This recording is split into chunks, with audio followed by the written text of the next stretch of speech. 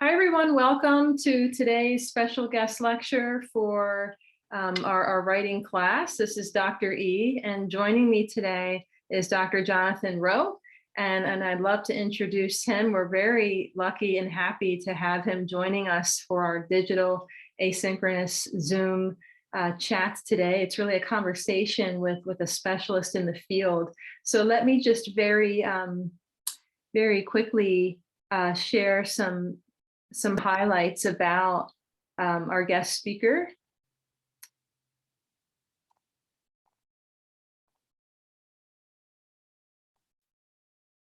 Okay, so everyone, Dr. Rowe is located in Raleigh, North Carolina.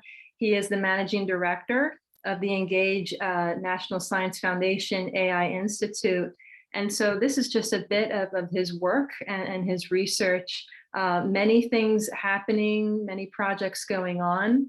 And in particular, I want to bring your attention to a recent project, which is a grant. This is a very recent grant, as you can see, that happened over the summer. And so lots of work is underway at this center. It's very exciting. And I think it falls in line with our class theme, which is, does AI have a face? So many of us, as you know, are working on our papers right now, our final papers, which are tackling various research questions under the AI umbrella. And many of you are looking at the education sector.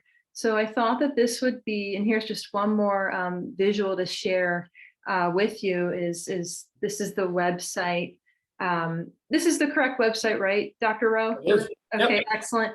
And so many of us in the class are pursuing research questions about the implications that AI has or will have on the education sector. So just if you want to check out these websites, they are publicly available. And you can see the categorization of games and narrative-centered learning and all kinds of, really engaging and innovative work that is happening. There's the team. There's a lot of people involved here. So we're going to keep this. It's really an abbreviation of the work because Dr. Rowe has around a half hour with us today. Okay, so So what's going to happen here is Dr. Rowe will give a high-level overview of the work, of the exciting work happening. I will kind of chime in if necessary. And then after that overview, we'll get into some of the questions that you all have posted and asked for our expert today. We won't be able to get to all the questions due to time, but they are really fantastic. We just went over them together. Okay, so without further ado, I am going to facilitate. Dr. Rowe created a PowerPoint for us today, and I will be handling that aspect of it. So let me just share here. There we go. Okay, Dr. Rowe, welcome to CMU. We are digital, but we're out of Pittsburgh, Pennsylvania, and we're glad to have you. Welcome. Well, thank you so much, Dr. E, for the invitation to speak to your class. I'm excited to be participating in this today. So the title of this brief talk that I wanted to share as an introduction is Engaging the AI-Enriched Future of Learning. And I chose this title deliberately. The first word in particular is serving a bit of double duty, where I'd really like to engage your class in a conversation about the roles that AI can play in human learning and education. But the other sense is also my belief that AI brings an opportunity for us to really put student engagement at the center of learning and education. And that's not always the way that education has necessarily been approached, certainly in the United States and many other countries. But this is really kind of a major factor animating much of the research that I want to just share a little bit about today. So you could click the next slide. Great.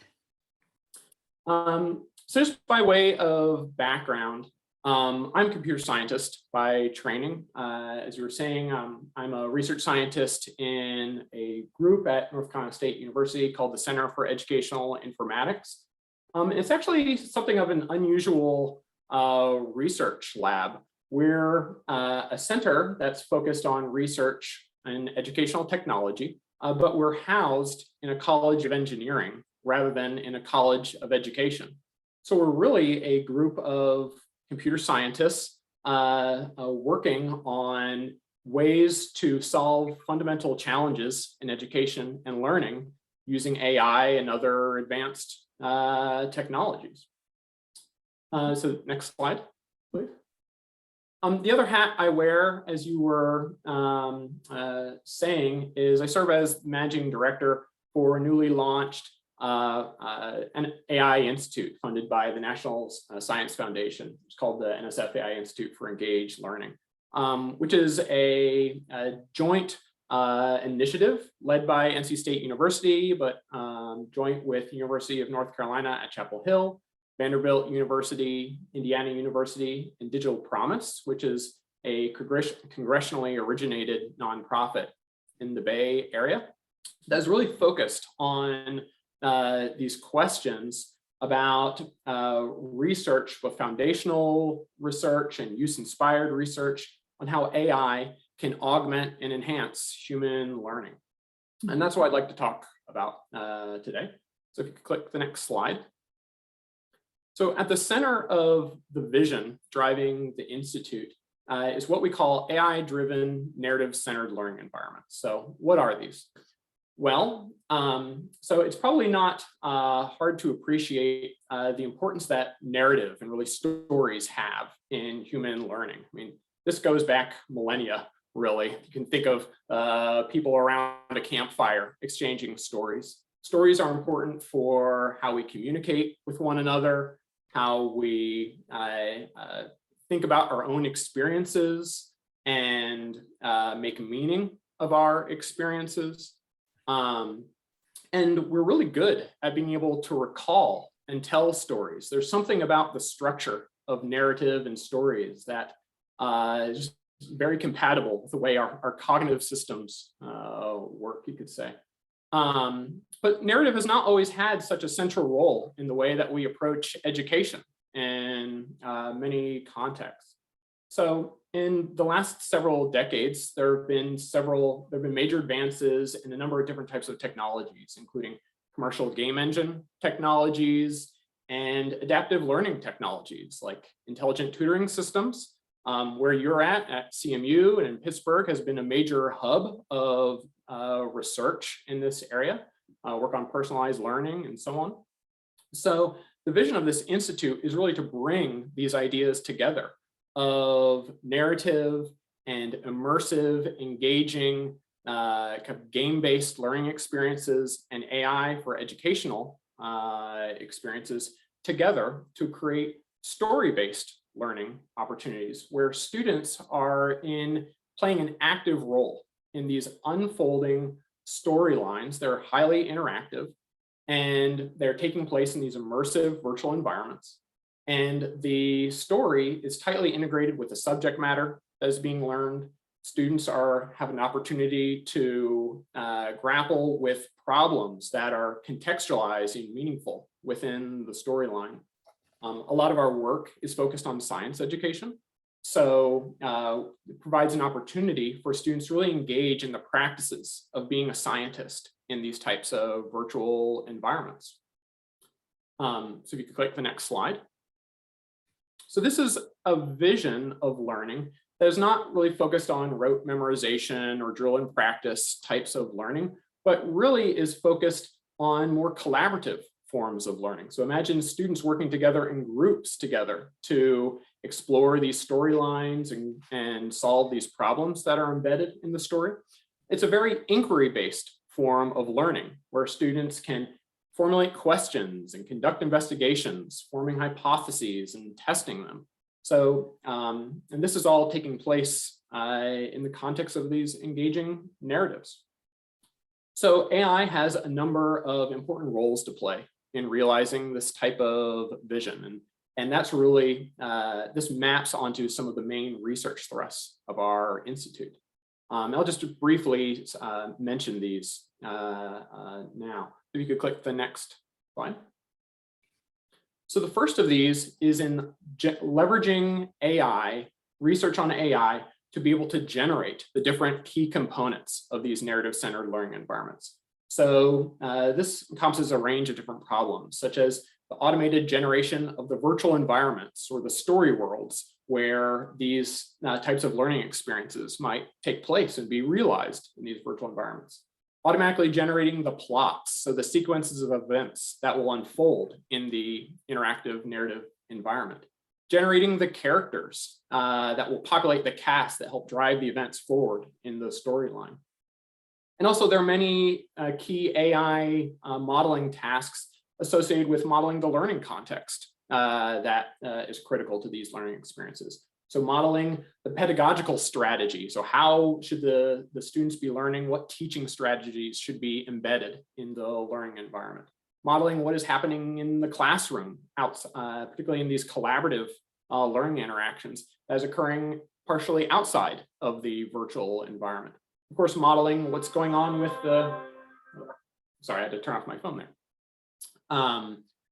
That was actually the director of the AI Institute who was calling me there. I believe it.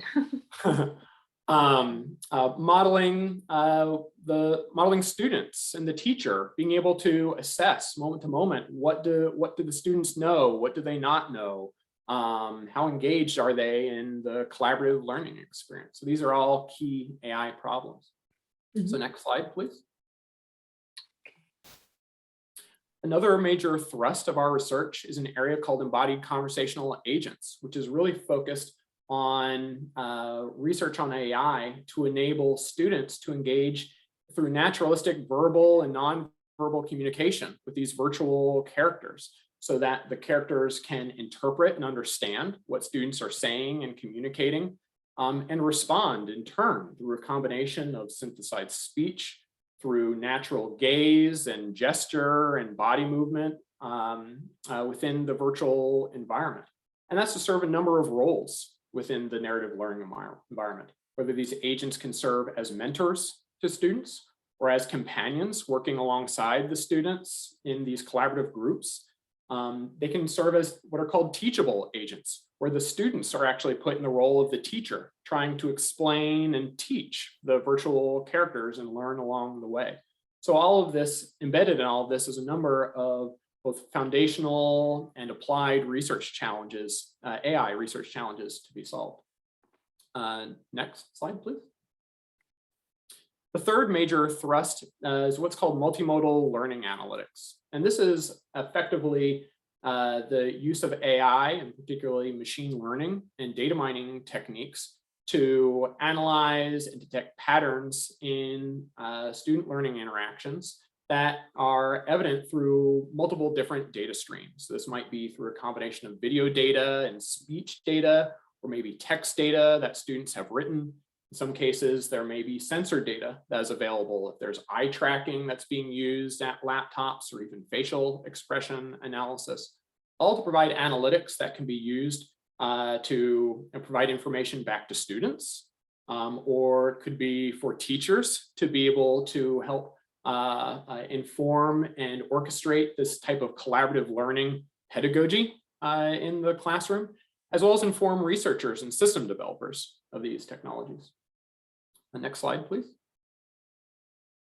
I've been describing this type of work in a classroom type of context. You can imagine a K-12 classroom as the setting for many of these types of technologies, but it's not specifically only tied, constrained to only that type of setting. So these types of applications of AI-driven narrative-centered learning are every bit as relevant to out-of-school educational settings, such as in museums, or after-school programs, or community centers. We have a number of partnerships with boys and girls clubs which present a whole range of complementary challenges about what engagement looks like and how engagement unfolds in these types of settings, and how AI technologies can be brought to bear to support those learning experiences.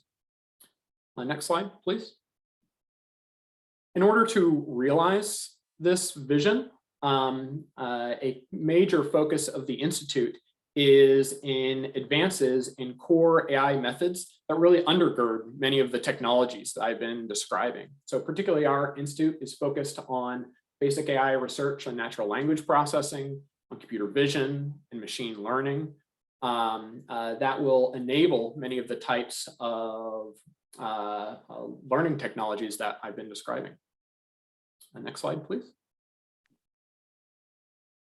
So in addition to the opportunities and possibilities that AI brings for this type of technology, it's critical to recognize the challenges and potential risks that AI can bring to education and more broadly. I know that we received some questions about this general topic.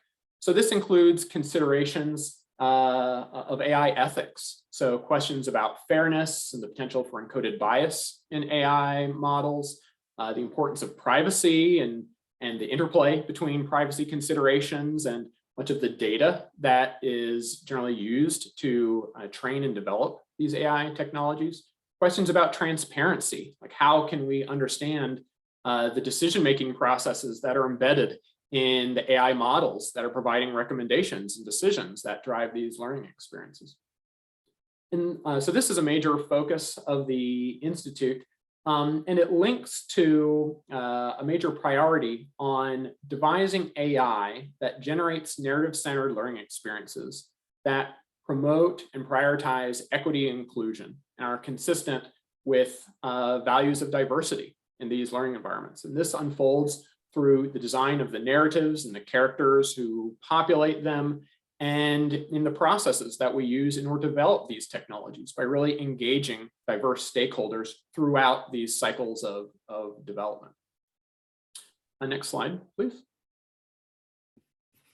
So AI capabilities are emerging and advancing incredibly quickly, particularly in these areas like natural language processing, machine learning, and computer vision, which is really creating enormous potential, transformative potential for education. And hopefully I've been able to convey a bit of a perspective about a possible vision for what this could look like. I do want to say a little bit about the theme for the class and how this links to the theme of how does AI have a face? There are obviously many ways to kind of approach this question, but two that come to mind, kind of linking to some of the themes that I'm talking about here, are in one sense, this vision, embodied conversational agents, kind of these immersive 3D virtual environments are critical to how AI would have a role in this future of learning as I'm describing it. So in a literal sense, the AI would have a face through the various virtual characters and the storylines in which students have a part. I think that's a really key aspect of how AI can help bring engagement to the center of student learning and education.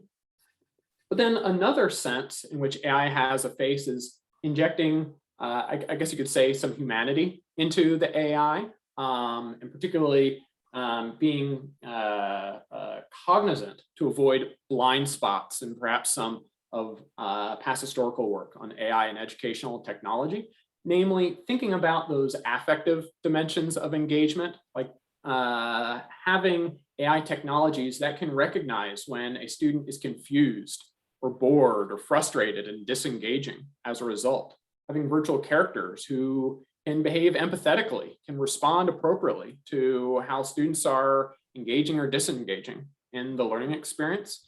And also AI models that are deeply informed by ethical considerations. You could call them moral approaches to AI models, I think is a key facet of how a successful future of learning infused and enriched by AI should play out.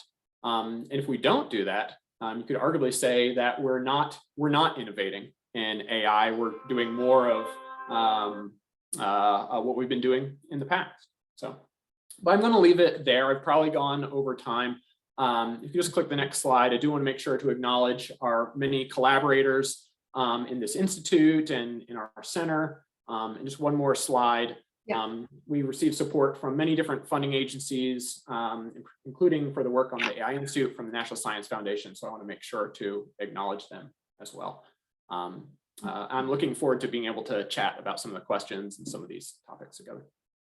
Excellent, excellent. Thank you so much, Dr. Rowe, for sharing the overview.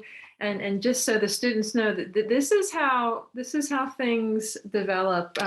You know, working with a large grant, working with a team of researchers, the ones who are acknowledged. There's so many people that have hands in the process, but this is kind of a really great real life high-level project that we can see, and we are theoretically talking about it in class and having questions and discussions. And this was just really wonderful to hear. I will ask you, Dr. Rowe, if permission, if I may share the PowerPoint with the students. And I know that there's some permission and copyright. So we'll get back on that. Yeah, I will. Yeah, I have a colleague who helped generate some of the slides. I want to make sure to check with. Absolutely. I'm hopeful that we can share the slides. Absolutely. So we have a couple questions, a few questions, but maybe 3 that we will cover. But if I can just kind of off the cuff after your talk, I have maybe a question or 2 here.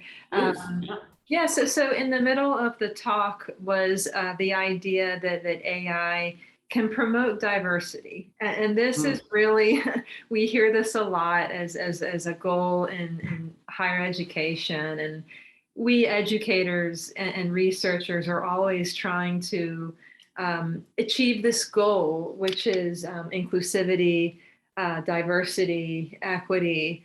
And it just intrigued me that you one of the claims in your talk here was the idea that AI can actually promote diversity. And I just want to say that with the characters, there's a great graphics that the artists have created there, is with diversity, we sometimes automatically think Russian, Ethiopian, American, and then a spectrum of diversity. But now can we actually think and regard AI as kind of a new member in that spectrum and in a new community member? So think of it as a radicalized other.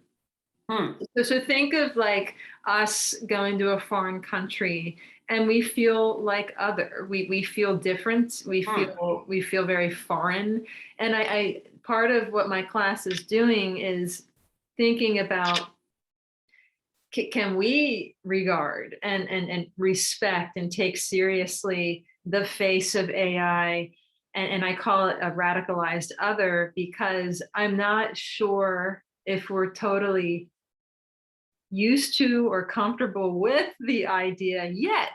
I think yet. I mean, maybe some of us are, but thinking of AI as a radicalized other, I think hopefully can open up possibilities for respecting its entity and its identity in a classroom, and then hopefully not in a competitive way with humans. So we know that the argument that, oh, will AI replace the human teachers? And I know that we'll get into that with you with the question, but okay, so back to my question, which is, how is AI actually promoting diversity?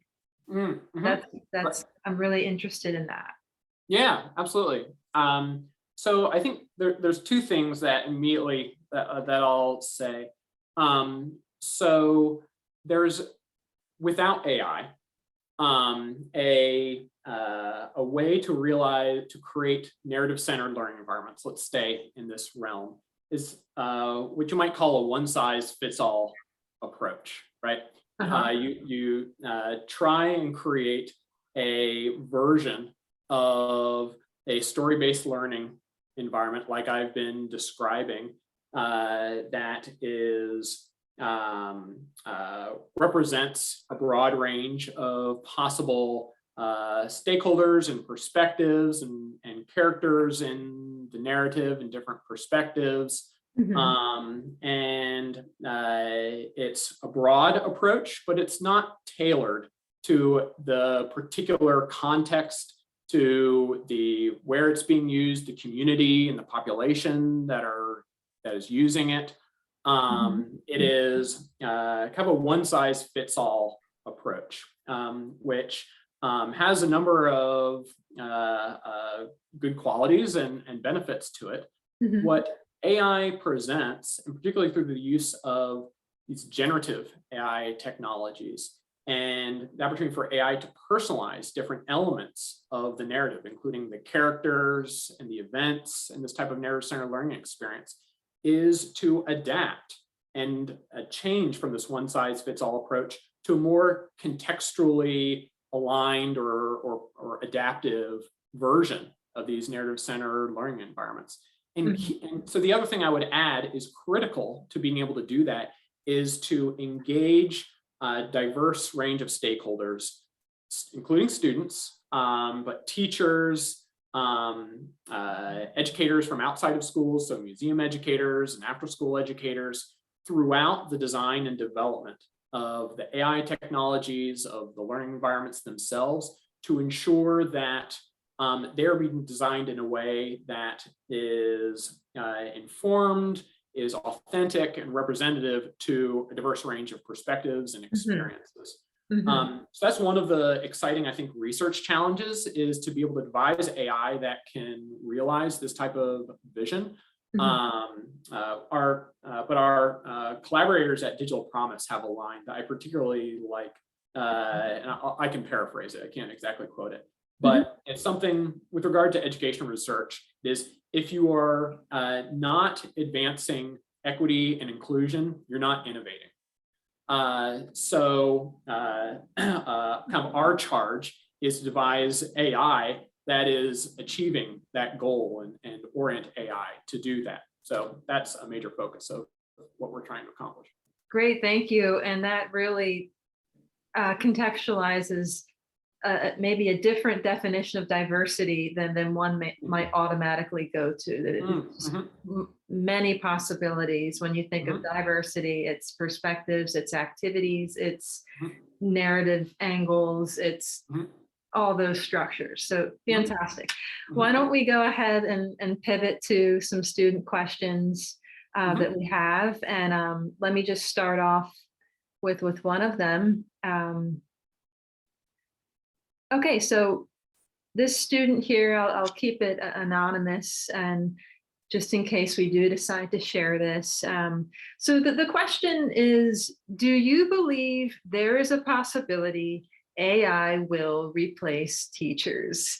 If so, would select teachers be replaced? For example, special education teachers or a specific grade, or would it be randomized, whichever position needs to be filled in a timely manner? So that's really kind of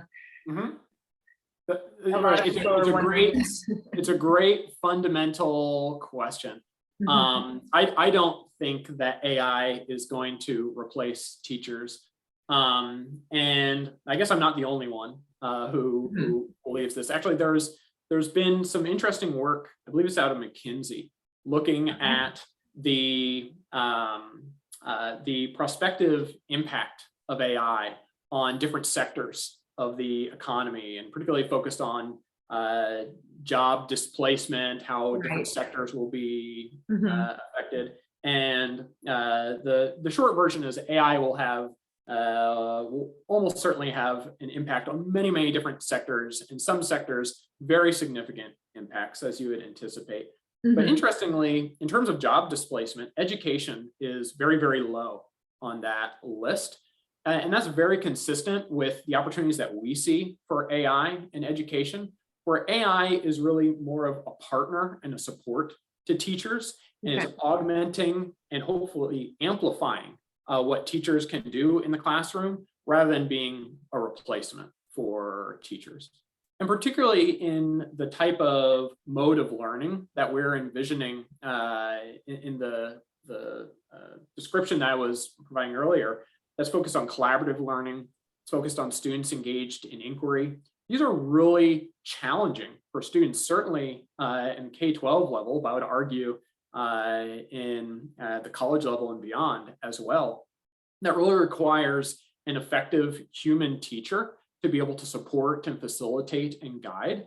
But there's an opportunity for AI to help human teachers be able to orchestrate those types of learning experiences in the classroom, to help with professional development for teachers, provide analytics to teachers to help them maintain kind of situational awareness of what is happening in the classroom. That's where I really see AI coming in terms of supporting and enhancing teachers, as opposed to being a replacement for teachers. Great. Yes, yes, good. It reminds me of a previous conversation you and I had about AI complementing, not competing with the human presence in the room, and everyday problems like teacher burnout in K through 12. Right.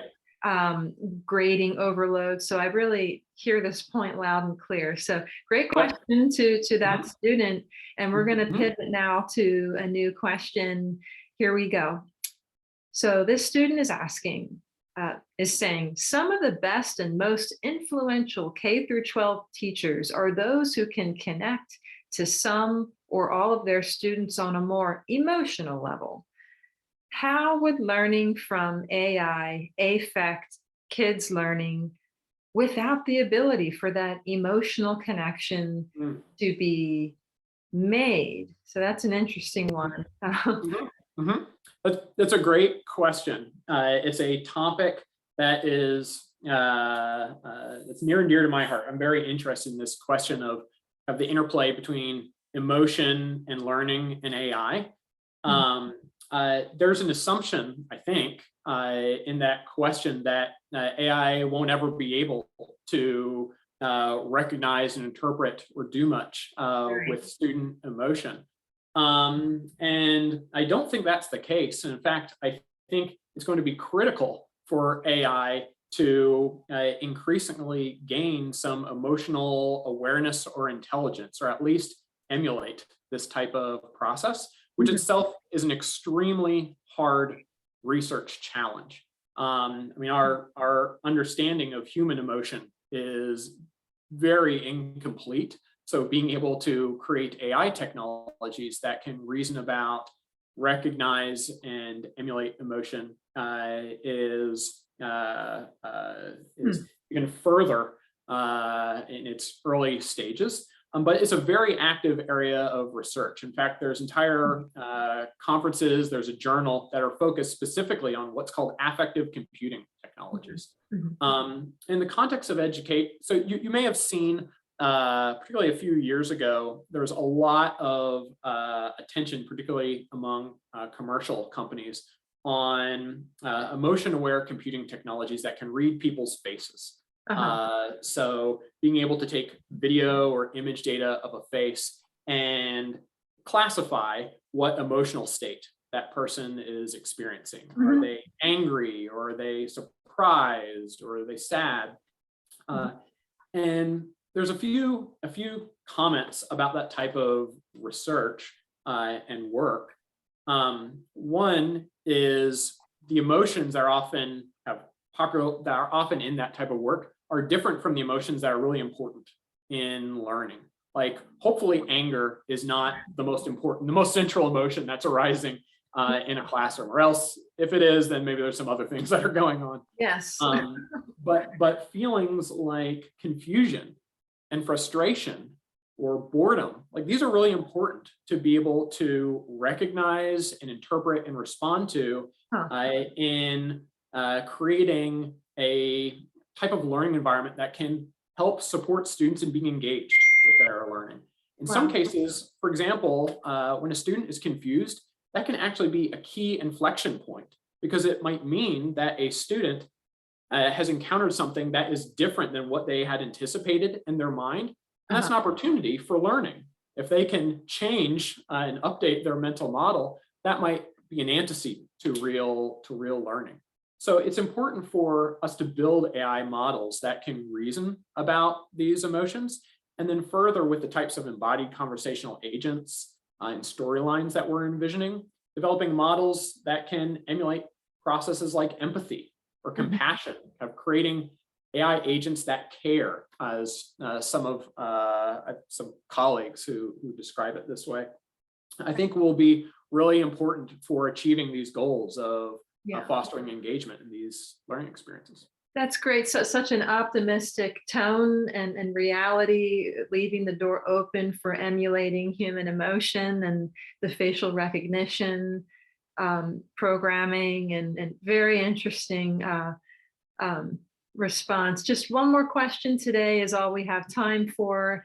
And here we go. This question is asking, have you discovered any negative effects of AI in the classroom, such as a decrease in the desire to interact socially with other students or teachers? If so, what are you doing to combat those problems? Okay. It's a great question. I think this being sensitive to the downsides and risks of AI is a great concern, and a great concern to have, particularly upfront as these technologies are being developed, rather than something after the horse has left the barn, after they've already gone into use. So it's such an important topic. A few reactions to it. One is that in the type of vision that we're working on with AI-driven narrative-centered learning, the idea is to leverage AI to facilitate deeply collaborative learning experiences. So, for example, I'll give a concrete example. Imagine a group of 3 or 4 students working together in one of these narrative learning environments, collaborating on a science problem, where the students need to be engaging in conversation and kind of sharing what they have found in the virtual environment with one another, and kind of jointly trying to interpret what they've found and arrive at a conclusion. If you've ever done any type of group work in school, you probably can recognize the experience where some students are more vocal in those conversations than others. There's an opportunity for AI to be able to recognize the level of participation of different team members and try and facilitate more equitable participation in a group. There are strategies from the literature on collaborative learning and computer-supported collaborative learning about how to engage team members in a group conversation like that, such as suggesting to a student to revoice someone else's contribution to a conversation, or posing questions toward particular students to try and draw them into the conversation. That's where I see AI being able to really begin helping to facilitate these types of collaborative learning interactions, which is a more pro-social version of applying AI rather than a mode that would reduce social interaction between students. Okay. Another type of risk or downside, it's just one that we've been working on or thinking about recently, is in the risk of encoded bias. So we recently have done some work looking at the use of multimodal analytics, so using different types of sensor data to measure learner engagement in a museum context. And we particularly looked at models for doing this with a perspective about sources, potential presence of bias, particularly gender bias in these models. Specifically, were the models more accurate for learners who identified as being male versus learners who identified as being female learners? We found that there were differences in the accuracy and performance of these models. Models were trained with with a data set that had data from both about equal distribution of both male and female participants, but there were differences in the models, and that presented and that could, if those models were deployed, that could have an impact in terms of how reliable and effective the predictions that the AI would have for some learners compared to others, which is a problem. So that presents an opportunity to explore the impact of different strategies for mitigating the bias. And there are many different algorithms for doing that. So that's something we've been looking at, and we actually just presented a paper about a month or so ago on this topic. So I think it's really important to be mindful of it and take that as an opportunity to develop strategies to try and proactively mitigate those types of harms. Absolutely, opportunities, but with the risks and the potential problems. So, well, Dr. Rowe does have a meeting in a few minutes. We want to be respectful of his time. So I hope that everyone has enjoyed this special guest talk with the managing director. And so this is kind of a collaboration, I feel, between North Carolina State University and Carnegie Mellon University. And I'm very excited that you could join us today. Thank you so much for joining us, Dr. Rowe. And I hope to keep in contact with you. And thanks for speaking to our students today. Have a good one. Absolutely. Thank you for the opportunity. It was a pleasure speaking with you, and hope you and your students a good end of the semester. Excellent. See you later. Take care. Bye-bye. Bye-bye.